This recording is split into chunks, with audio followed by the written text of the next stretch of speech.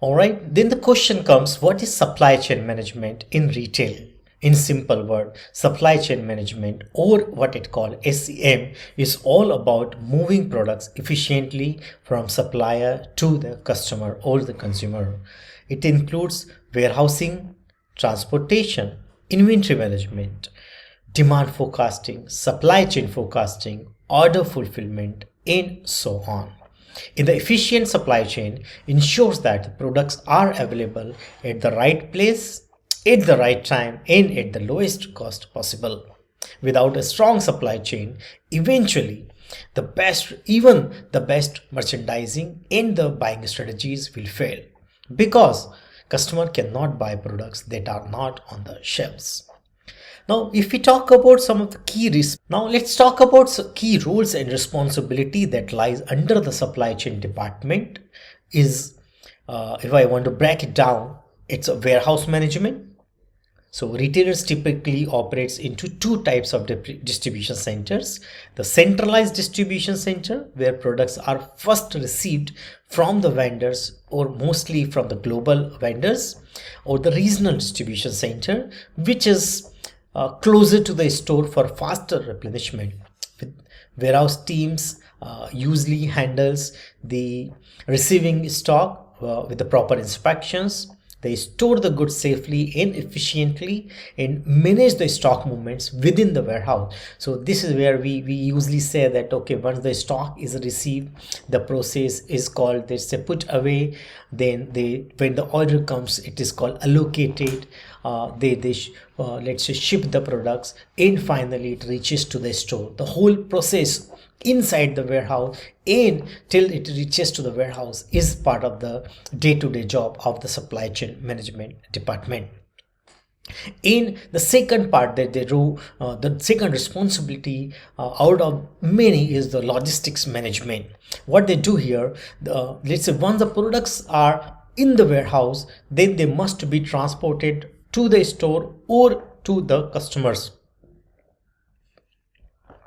So here logistics team manage the truck loading, unloading, routing of those, delivery scheduling, maximizing the speed while minimizing the transportation cost, right? So think about Amazon's logistics model for a moment. They have fulfillment centers which are strategically located close to the major cities to enable same day deliveries. Otherwise, if the routes are not planned, the warehouse locations are not planned, the logistics are not well managed, then you cannot have the products deliver the same day. And all it happens because there's a strong supply chain planning has done in the back end. The next role that usually you see the supply chain department do is goods receiving and the dispatch of the goods, and they track these movements continuously at every single touch points and try to optimize wherever they see that there's an issue with the goods movement. They do the GRN, which is meant for the goods receiving node. They dispatch the goods, prepare the shipments, pack the shipments, and transfer to the stores or to the customers directly. And accuracy in the particular function is critical. Errors in the receiving or the dispatching causes the stock mismatches and the customer dissatisfaction, while also having a lot of financial loss or the shrinkage to be calculated. The second and the last responsibility, the key responsibility, is having the forecasting and the planning, right? So supply chain does not just react to forecast the future demand based on the past sales data, the sales trend that they're capturing from the ERP system, or the promotional events and the new product launches. Accurate forecasting helps and maintain the optimal inventory level, reducing overstock and preventing stock outs, which is one of the responsibility of the stock supply chain managers, right? So retailers, usually you see the retailers stocking up sweaters and jacket much before the winter based on the seasonal demands and the forecasting. Also, what you will see that they use multiple inventory management techniques and comes under the purview of the supply chain management, which you see the cross docking. So products are unloaded from the inbound trucks and directly loaded in the outbound truck without little or no storage. So in order to efficiently and faster delivery of the goods and reduce the cost of the warehouse operation, when the orders is coming from the store, it directly reached out to the supplier in the cross dock, I would say, type of order. It reaches to the warehouse actually simply put it in the staging area, club this with other shipments, and then send it across to the store. So all the times and the cost requires within the warehouse is what is being saved, and retailers deliver this in a fast way. What is the put away, right? So another terminology or the definition that you see in the supply chain apart from GRN and pick away or cross docking is the put away. So put away is something when you properly storing the goods in the designated warehouse location after receiving. So you have a warehouse sitting there, the goods are actually received to the warehouse, then after that they need to stock these products in the shelf.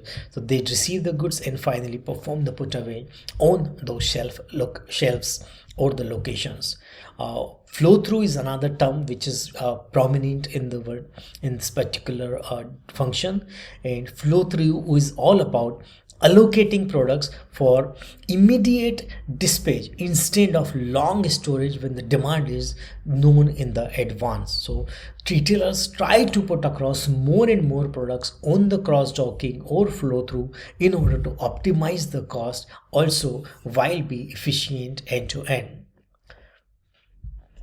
I think that's some of the key. There are long lists, as I said, that allocation, picking, packing, shipment, tracking the shipment. There are so many things, but key things that you see is URN picking, cross dock, put away, flow through, and so on. Let's talk a bit about the KPIs that usually straight into the supply chain management as a process. Like we have seen in the buying and merchandising, they look for the fill rate from the supplier. Here, the responsibility of the warehouse team to fill rate to the stores, like what percentage of stored orders were fulfilled fully. So it happens because the size of these warehouses are so big, sometimes the goods are misplaced within the warehouse due to the operational efficiency and the orders are not fulfilled completely. And if it happens consistently, then the fill rate of that particular stores will be gone down and the action has to be taken in order to optimize that process. Now they also see the range fill rate to the stores, that what percentage of the ordered SKU were delivered to the store. They look for the picking efficiency, like how fast they can pick the products from the shelf. So if you have a shelf and the order is coming, they need to make sure that is order might have the products from multiple storage. The picking strategies will define them to go as a picker and pull the products as fast as they can. Another KPI that they see is the dispatch capacity utilization. How will the warehouse shipment capacity is utilized? If you have a truck and the truck is, let's say that is 60 ton, but you're only giving based on the route planning the 40 ton, then this all eventually impacts your dispatch capacity utilization. Receiving capacity utilization. So there are always many incoming shipments coming in and they have a docks created to receive the shipment. So how well they optimize those docks for this incoming shipments are also tracked, part of the KPI called receiving capacity utilization. They try to track the inventory days cover, which is number of days the current inventory can last based on the sales and the velocity that store is looking as a customer. They track the stock aging, the expiry or the damage percentage, like we have seen in the merchandising and the buying function as well. So that's some of the KPIs apart from continuously seeing that how the load and the resource planning is happening, how many people are like what is the average time of processing one single order and things like that they also capture, just giving you an overview that you should be well aware of as a supply chain student. Getting into one example, let's say in a high performing retail supply chain, stores are never out of stock. Warehouse operate at the 80 to 90% utilization. Inventory is fresh and fast moving, and logistic costs are fully optimized.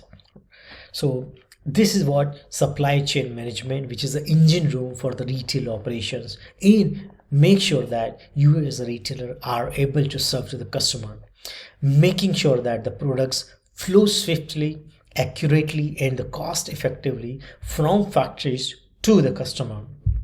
Without a well defined and well run supply chain, even the best marketing campaigns, the best store design, the best buying and merchandising practice would fail.